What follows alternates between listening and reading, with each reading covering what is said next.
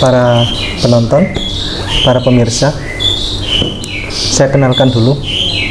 Beliau namanya Pak Lukas, betul? Daniel Lukas Lorong. Pak Daniel, ya, Pak Daniel Lukas. Daniel. Lebih dipanggil Pak Daniel atau Pak? Ya, Daniel. Pak Daniel. Pak Daniel ini Katolik. Kristen. Kristen. Ya. Dari gereja? Pantekosta. Pantekosta. Ya.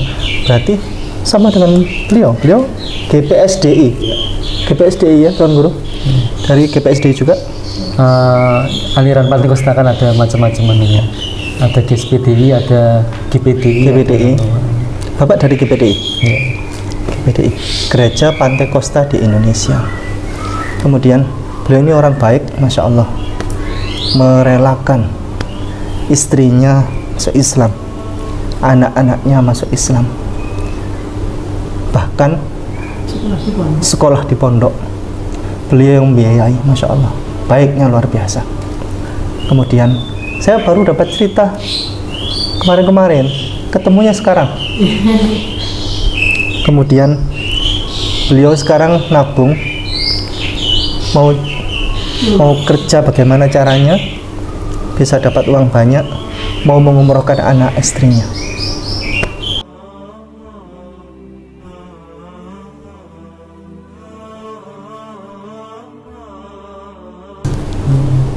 Tapi Bapak sudah ada keinginan masuk Islam walau sedikit saja?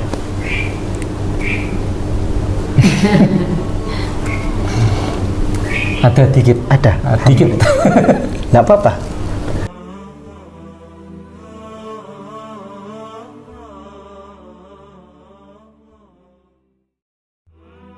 Iya, kalau orang tua memang aktif di gereja gitu. Ya.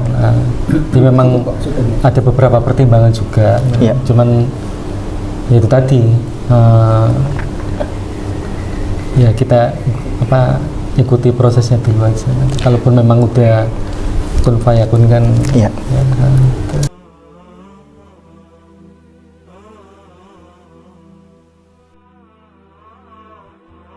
ya kalau saya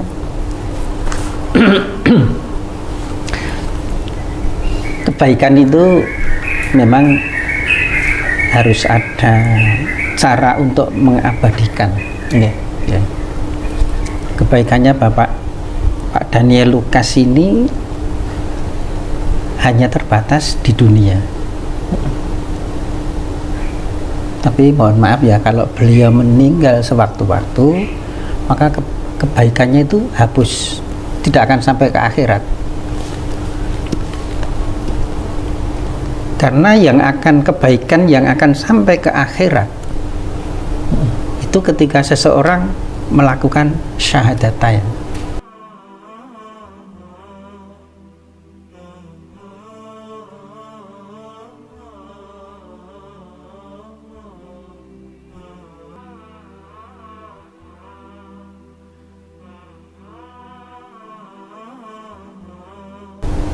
Kalau zamannya Nabi Ibrahim dulu ya asyhadu an la ilaha illallah wa asyhadu anna Ibrahim Rasulullah.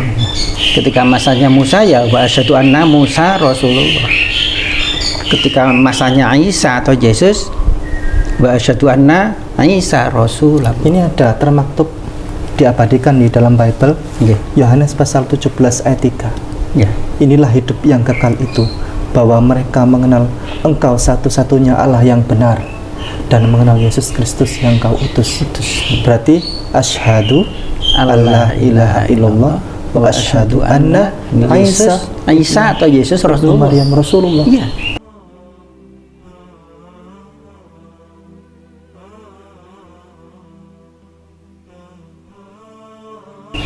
itu. Jadi makanya begini, selama Isa atau Yesus alaihissalam itu masih hidup, maka itu agamanya Islam. Orang-orang yang mengikuti di situ agamanya Islam, karena Kristen belum ada. Kristen kan nggak ada kenal. Yesus kan nggak kenal Kristen. Murid-muridnya Yesus juga nggak kenal Kristen. Kristen itu kalau tidak salah ada tahun 70 Masehi. Padahal Yesus kurang lebih kan umurnya 30. Maka 30 tahun setelah penyalipan versi Kristen, 30 tahun kemudian baru ada kata-kata Kristen itu. Maka Yesus nggak kenal Kristen. Muridnya tuh 12 pun nggak kenal Kristen. Karena Kristen itu yang membuat nama adalah Paulus. Maka ketika Nabi Isa alaihissalam masih hidup, semuanya agama Islam. Karena apa? Asyhadu alla ilaha illallah, satu-satunya Tuhan, gitu, dan bahwa aku adalah utusanmu, kan gitu ya. Maka itu adalah Islam.